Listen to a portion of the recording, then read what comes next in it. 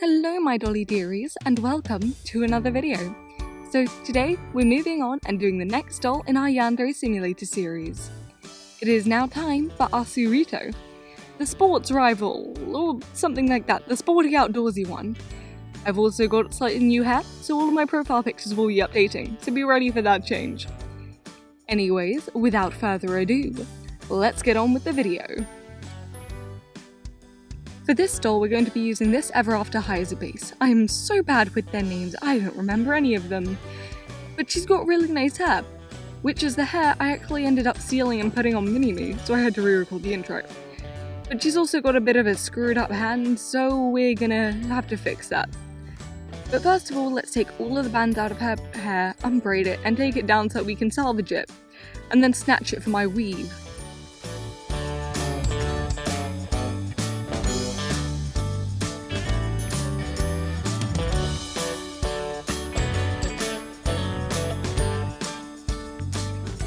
Perfecto, I'm going to repurpose that onto my wig.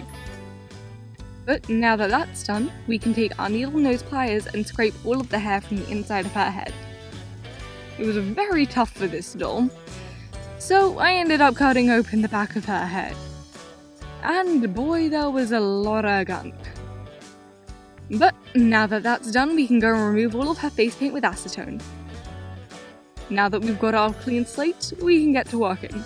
But we have to sew up that hole in the back of her head. Very sloppily, I might add. I also wanted to give her swimming goggles, so I took some old Monster High swimming goggles. But since they didn't fit her, I decided to clip off the small plasticky bits and just attach some elastic, and then they work. Kinda. They slide on and off her head easily and the elastic stretches to fit. So I think they turned out pretty good. Now time for the face up. And god dang it, my camera didn't record!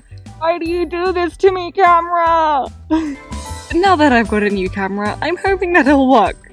Next time, hopefully, please say to god it does. But we can now get started on her hair. I brushed out some yellow yarn, and then passed a straightener over all of the little wefts. I didn't have much of this yarn, so I wanted to stretch it out as much as possible, so since she's got short hair, it was quite easy. But also, the trick is to pass the straightener over slowly, then quickly a couple times, because then you don't tear it apart. But now we can get on to gluing it onto the head. Since I was a bit rushed for time on this doll, hence why the video is going to be a bit late, I ended up just gluing it straight to her head. It does seem to happen with all of the dolls that I'm making. Maybe I should push back my schedule another week. But now that all the gluing is done, it's time for cutting the hair, which was completely off camera due to my horrible placement. I really have to get better at making YouTube videos, don't I? But everything fits perfectly, her hair looks pretty nice, and I think that's her head just about done. Time to reattach her head to the body. Since this one's head is actually quite squishy, I could just easily pop it on without having to heat up the neck peg or anything, which is what I've had to do with a couple previous dolls.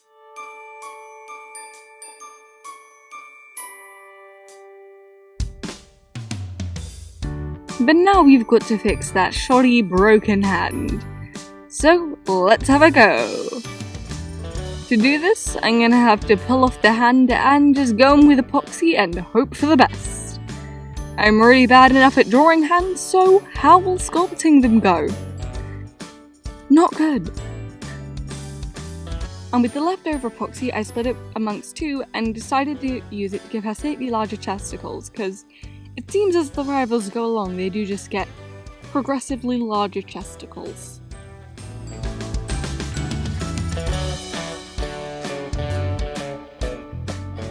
But now that all the sculpting is done, we can leave her to dry and then paint her.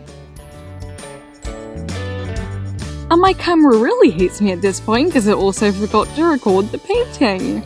So glad I've now got a new one. But onto the socks. I took 2 squares of black fabric and sewed them around her feet. Then you can cut the hem and turn them inside out, and they fit perfectly. I think I'll definitely do a more in-depth tutorial on how to make clothes. But time to paint on the yellow stripes. To do this, I just simply took a paintbrush and painted the yellow stripes in circles. They're a bit wavy, but They're quite nice, I think.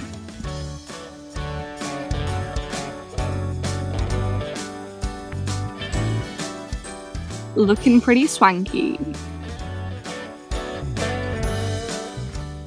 I then made the matching wristbands by sewing 2 rectangles of fabric together. Now onto the shoes. Give your doll some metal feet caps and start with your paper mache. I used some Mod Podge mixed with a teeny bit of flour and some leftover newspaper. I always have a bit cut into squares just in case I don't have any on hand to tear up.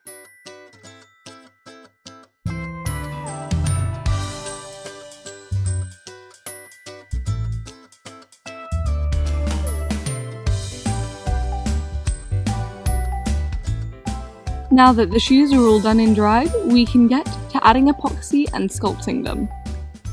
Unfortunately, they did stick to the socks a bit.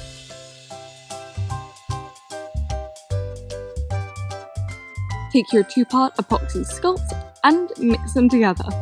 Make sure to use gloves, which I didn't tell you in the video because I was being big dum-dum. But always make sure to use gloves. I'm not a good role model when it comes to using these.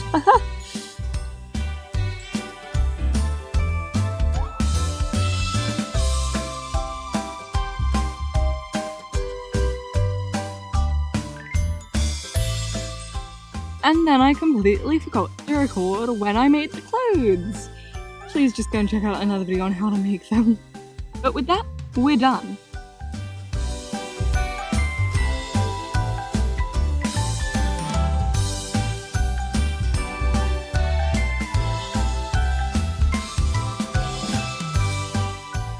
I think she turned out pretty nicely, even though my camera forgot to record 90% of the footage. But a lot of it is found in other videos and the only separation is the face up, which I forgot to record, so if you're at this part of the video, big kudos to you. Comment something like baked beans or something, no one else will know since I haven't got this far in the video.